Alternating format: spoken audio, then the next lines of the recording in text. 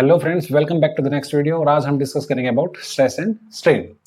देखिए, जैसा कि हमने लास्ट लेक्चर में डिस्कस किया था कि आपका रीस्टोरिंग फोर्स क्या होता है। देखिए, रीस्टोरिंग फोर्स क्या होता है, जब हम किसी बॉडी को स्ट्रेच करते हैं या स्ट्रेच करने की कोशिश करते हैं, तब एक बॉडी के अंदर एक फोर्स डेवलप हो जाता है जो उसकी शेप और साइज को चेंज होने से रोकता है। उस फोर्स को हम क्या बोलते हैं? Restoring force. That restoring force acting per unit area of the body is known as stress. So how do we define stress? Stress can be defined as restoring force acting per unit area of the body. ठीक है, इसको आप note down कर लीजिएगा। ये हो गया आपका stress. This is the formula. आप लिखोगे कैसे इसको? This is the restoring force per unit area. But आप एक बात बताइए, अब आपको क्या पता कि बॉडी कितना फोर्स लगा रही है अपने अंदर से? पता है? No idea. इसलिए हम एक चीज यूज करते हैं जिसकी हेल्प से आप इस एफ आर को कैलकुलेट कर सकते हैं। सपोज करो कि आपके पास एक रोड है जो उसको हमने सपोज करो दीवार से चिपकी हुई है और आप इसको F4 से ऐसे पुल कर रहे हो। ठीक है, F4 से पुल कर रहे हो। मैंने लास्ट लेक्चर में बताया कि कोई भी एक्सटर्नल फोर्स जो किसी बॉडी की शेप और साइज को चेंज करता है उसको हम बोलते हैं डिफॉर्मिंग फोर्स। तो ये हो गया आपका डिफॉर्मिंग फोर्स। तो ये डिफॉर्मिंग फोर्स इस रोड की साइज को चेंज करने की कोशिश कर रहा है, लेकिन इसका साइज तो चेंज हो नहीं रहा है। तो ये क्यों नहीं हो रहा है? बिकॉज ऑफ कि इसके अंदर एक रीस्टोरिंग फोर्स डेवलप हो रहा है। क्या डेवलप हो रहा है? Restoring force. ठीक है, तो हम इन इक्विलिब्रियम क्या बोल सकते हैं कि इन इक्विलिब्रियम आपका restoring force is equal to the deforming force. ठीक है, इसलिए हम क्या बोल सकते हैं, इन इक्विलिब्रियम आपका रीस्टोरिंग फोर्स डिफॉर्मिंग फोर्स के बराबर है। आप अब ऐसा क्यों बोल सकते हैं? अगर आपका डिफॉर्मिंग फोर्स ज्यादा होता इससे, तब ये रोड इधर पुल हो जाती। अगर आपका रीस्टोरिंग फोर्स ज्यादा होता तो ये इधर खिंच जाती। ये दोनों बराबर है तभी तो एज इट इज है, इसके लेंथ एज इट इज है। तो इसीलिए हम क्या बोलते हैं, आपका ये फॉर्मूला क्वांटिटेटिवली किसके बराबर आता है कि stress can be defined as the deforming force per unit area. तो इसलिए आप यूज क्या करते हो? ये अगर आपसे बेसिक डेफिनेशन पूछे कि स्ट्रेस क्या होता है तो आपको बताना है कि it can be defined as the restoring force acting per unit area. लेकिन जब आपको कैलकुलेशंस में यूज करना हो तब हम इसको ऐसे यूज कर सकते हैं। ये क्यों आया और कब होता है ये आपको मैंने बता दिया है कि आपका इक्विलिब्रियम कंडीशन में ये इसके बराबर होता है। ठीक है, अब हम बात करते हैं इसके डायमेंशनल फॉर्मूला के बारे में। डायमेंशनल फॉर्मूला देखिए, स्ट्रेस का जो फॉर्मूला आता है वो क्या आता है? Force per unit area. हम सिर्फ डायमेंशन नहीं देख रहे, फोर्स को हम किस में मेजर करते हैं? न्यूटन में, और एरिया को मीटर स्क्वायर में। तो यहां से क्या आ जाएगा? न्यूटन पर मीटर स्क्वायर। दूसरा, आपको पता है कि प्रेशर क्या होता है? प्रेशर होता है force acting per unit area, और प्रेशर को किस में मेजर करते हैं? पास्कल में। तो ये डायमेंशनली प्रेशर के बराबर भी है। तो ये हो गया आपके इसकी एसआई यूनिट्स। अब हम बात करते हैं इसके सॉरी ये तो मैंने यूनिट्स बता दी। ओके, ये लीजिए, ये आपकी यूनिट्स हैं और ये आपका डायमेंशन फॉर्मूला यहां पे निकाल देते हैं। Sorry for that. तब हम बात करते हैं इसके डायमेंशन फॉर्मूला के बारे में। डायमेंशन फॉर्मूला क्या होगा? जैसा कि हमने फॉर्मूला बताया आपको कि होता है force per unit area. Force को कैसे लिख सकते हैं? फोर्स होता है मास इंटू में एक्सेलरेशन, और एरिया होता है एल इंटू में L, that is L square. Mass acceleration को कैसे लिखते हैं? वेलोसिटी अपॉन टाइम, और वेलोसिटी क्या होता है? Distance upon time. तो यहां से हम देखें क्या आएगा? एम, मास का एम हो गया, डिस्टेंस का एल हो गया, टाइम का T into T, T square हो गया, एल का एल स्क्वायर हो गया। एक एल से एक एल कट जाएगा, तो ये आपका डायमेंशन फॉर्मूला आएगा M1 L-1 और T-2। So this is your dimension formula of stress. ठीक है, चलिए हम डिस्कस करते हैं इसके टाइप्स के बारे में।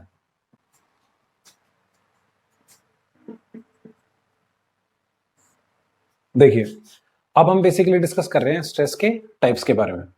तो स्ट्रेस आपके जो आप पढ़ोगे अपनी क्लास में वो होते हैं दो टाइप्स के। कौन कौन से? एक तो होता है नॉर्मल स्ट्रेस, और एक आपका होता है shear या टेंजेंशियल स्ट्रेस। इनको किस बिहाफ पे कैटेगराइज किया गया है वो देखिए कि जो आपका स्ट्रेस होता है, हाँ जी, अगर आपका जो डिफॉर्मिंग फोर्स है वो किसी बॉडी के सरफेस के नॉर्मल लगता है, परपेंडिकुलर लगता है, तो जब आपका स्ट्रेस डेवलप होगा उस स्ट्रेस को हम बोलते हैं नॉर्मल स्ट्रेस। और जब आपका डिफॉर्मिंग फोर्स किसी बॉडी के सरफेस के टेंजेंशियली लगता है तब जो बॉडी में स्ट्रेस डेवलप होता है हम उसको क्या बोलते हैं, शियर स्ट्रेस या टेंजेंशियल स्ट्रेस। देखिए ये मैंने आपको पहले भी बताया कि बॉडी के अंदर स्ट्रेस कब डेवलप होता है, जब आप उसके ऊपर डिफॉर्मिंग फोर्स लगाते हो। ठीक है, अब डिपेंड करता है आपने डिफॉर्मिंग फोर्स लगाया कैसे है। अगर आपने डिफॉर्मिंग फोर्स सरफेस के परपेंडिकुलर लगाया, if you are applying deforming force perpendicular to the surface of the body, then the stress developed is normal stress। आप इस डेफिनेशन को नोट डाउन कर सकते हैं। And if the deforming force applied to the body is parallel to the surface of the body, then the stress developed is known as shear stress या tangential stress। Okay बस, चलिए अब हम बात करते हैं। तो यहां से आपका फॉर्मूला क्या आएगा, नॉर्मल स्ट्रेस क्या होता है, परपेंडिकुलर फोर्स अपॉन एरिया, और यह आपका आएगा tangential force upon area.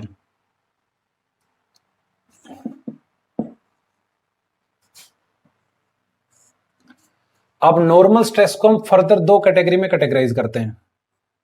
First आपका होता है टेंसाइल स्ट्रेस और सेकंड आपका होता है कंप्रेसिव स्ट्रेस।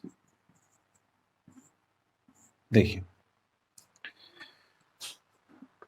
मैंने क्या बताया आपको कि नॉर्मल स्ट्रेस कब डेवलप होता है, जब आपका डिफॉर्मिंग फोर्स बॉडी के परपेंडिकुलर हो। तो चलिए एक छोटा सा एग्जांपल लेते हैं। सपोज करो आपके पास एक रोड है और ये रही आपके पास रोड।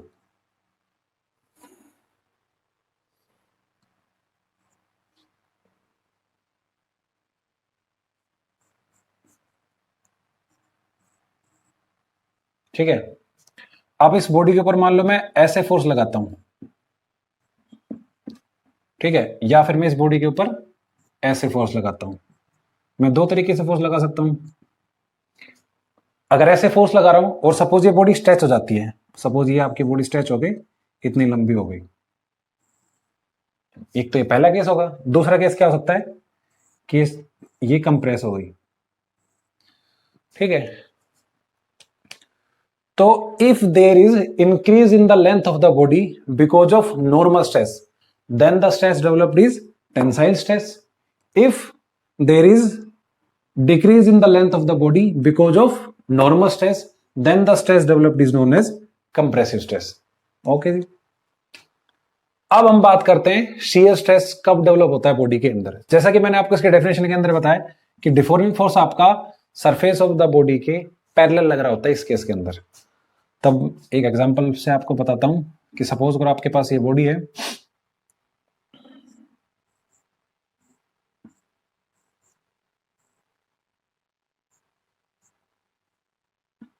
और इसका लोअर एज है वो आपका फिक्स है। ठीक है, ये क्यूब है, एक्चुअली अच्छी बनी नहीं है पर इसको क्यूब मान लो आप, और इसकी साइड है, ये क्यूब है जिसकी साइड है ए। अब मैं इसके अपर एज पे ऐसे फोर्स लगा रहा हूं एफ टी। टी किसके लिए, T stands for tangential force. जैसे ही मैं इसके अपर एज पे फोर्स लगा रहा हूं, सपोज ये अपर, देखो जैसे एक मोटी सी बुक नहीं होती, मोटी सी बुक के ऊपर अपर एज पे आप ऐसे फोर्स लगाते हो तो अपर वाला एज तो ऐसे आगे चला जाएगा और नीचे वाला एज वहीं के वहीं रहता है। तो सपोज करो अपर वाला एज तो यहां आ गया और नीचे वाला एज इट इज रहता है।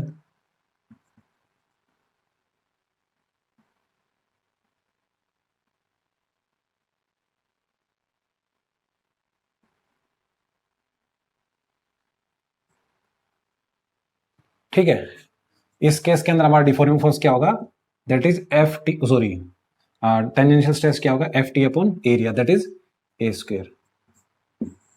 ठीक है, और हम क्या बोल सकते हैं इसके अंदर, बॉडी आपकी शियर होगी थ्रू एन एंगल थीटा। ठीक है, that's it for today. So the last topic is strain and its types. देखिए, जब हम किसी बॉडी के ऊपर फोर्स लगाते हैं तो ऐसा जरूरी नहीं है उसकी कि उसका डायमेंशन चेंज हो ही, लेकिन अगर उसका डायमेंशन चेंज हो जाता है तब हम एक नई क्वांटिटी के बारे में डिस्कस करते हैं जिसको हम बोलते हैं स्ट्रेन। अगर उस बॉडी का डायमेंशन चेंज हो जाता है तब हम बोलते हैं कि body is strained. So how do we define strain? Strain can be defined as the ratio of change in dimension to original dimension. Original dimension, ठीक है। फॉर एग्जांपल, आपने डिफॉर्मिंग फोर्स लगाया और उसकी लेंथ चेंज हो गई तो change in length over original length. उसका वॉल्यूम चेंज हो गया तो change in volume original over original volume. कहने का मतलब ये कि ये जो डायमेंशन ऊपर है वही डायमेंशन नीचे होगा। इसका मतलब क्या है? सपोज ऊपर लेंथ है तो नीचे भी लेंथ है, ऊपर वॉल्यूम है तो नीचे भी वॉल्यूम है। इसका मतलब क्या हुआ कि आपका जो स्ट्रेन है वो आपका एक डायमेंशनलेस क्वांटिटी होगा। क्या होगा? स्ट्रेन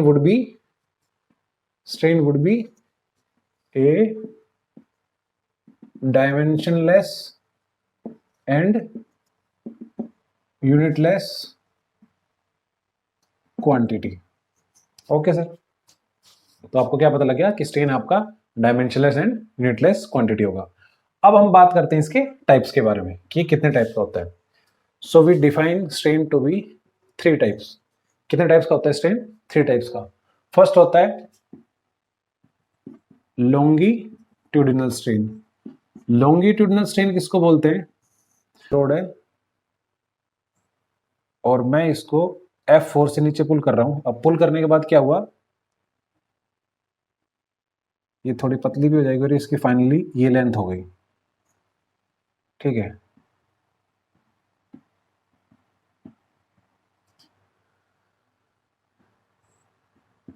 देखिए, अब लॉन्गिट्यूडिनल स्ट्रेन कैसे डिफाइन किया मैंने कि सपोज करो आपके पास एक रोड है, आपने उसको नीचे से पुल किया है और सपोज करो इसकी लेंथ इंक्रीज होगी। कितनी इंक्रीज होगी?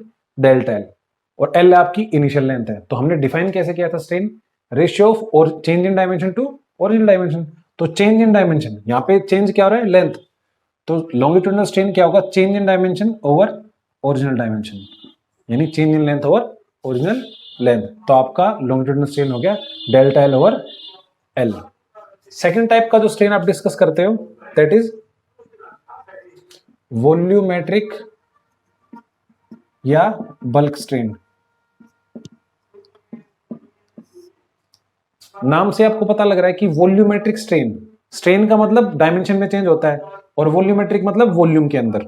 तो वॉल्यूम के अंदर चेंज क्या होगा? फॉर एग्जांपल, आपके पास एक बॉडी है और उस बॉडी को आपने लिक्विड के अंदर डिप कर दिया, तो लिक्विड के अंदर क्या होगा? चारों तरफ से उसके ऊपर फोर्स लगेगा, चारों हर साइड से उसके ऊपर फोर्स लगेगा। और सपोज करो आपके पास एक बॉडी है ऐसे, ठीक है, और उसके ऊपर हर जगह हर साइड से फोर्स लग रहा है, ठीक है। ये इसका इनिशियल वॉल्यूम भी है।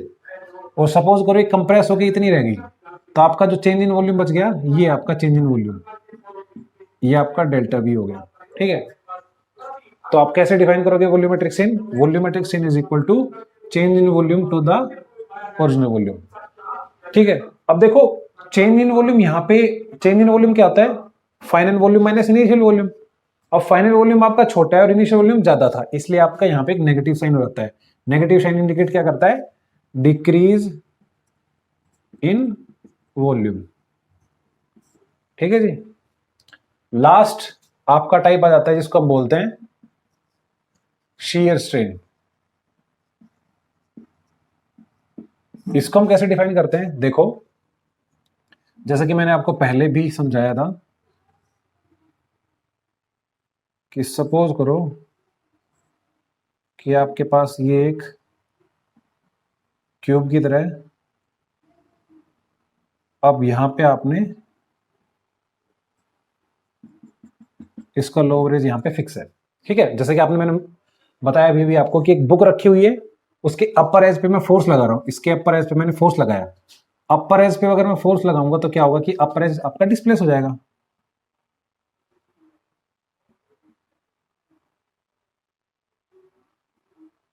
अपर एज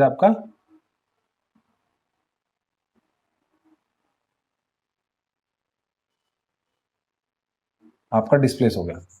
तो सपोज करो अपर एज आपका यहां से लेके यहां तक डिस्प्लेस हो गया, यहां से लेके यहां तक, इस लेंथ को मैं बोल रहा हूं डेल्टा एल, इस लेंथ को, और ये आपकी है क्यूब की साइड एल है। तो आप सी स्ट्रेन डिफाइन कैसे करते हो, delta L by L. Suppose करो मैं इस एंगल को डिफाइन कर देता हूं फाई, तो यहां से आपका टेन फाई क्या होगा, टेन फाई होगा आपका परपेंडिकुलर अपॉन बेस। परपेंडिकुलर आप देखो, आपको अलग से बना देता हूं इस ट्राइंगल को, ये आपका ये ट्राइंगल है, ये आपका फाई है, ये आपका डेल्टा एल है और ये आपका एल है। तो देखिए आपका डेल्टा एल क्या है और एल क्या है। आपकी क्यूब थी जिसके अपर एज पे आपने टेंजेंशियली फोर्स लगाया था और आपका लोअर एज आपका फिक्स था, तब आपका अपर एज जितनी डिस्टेंस मूव किया है उसको हमने बोला है डेल्टा एल, और एल आपका क्या है, इन दोनों फेसेस के बीच की परपेंडिकुलर डिस्टेंस। तो इस दोनों के रेशियो को हम बोलते हैं shear strain. So how do you define shear strain? Shear strain can be defined as the ratio of the distance moved by the upper face with respect to the lower fixed face to the L. L क्या है? The distance between the two faces. I repeat, what is shear strain? Shear strain can be defined as ratio of the distance moved by the upper edge with respect to the lower fixed face to the L. And what is L? L is the perpendicular distance between the two faces. Thank you. That's it for the today's video.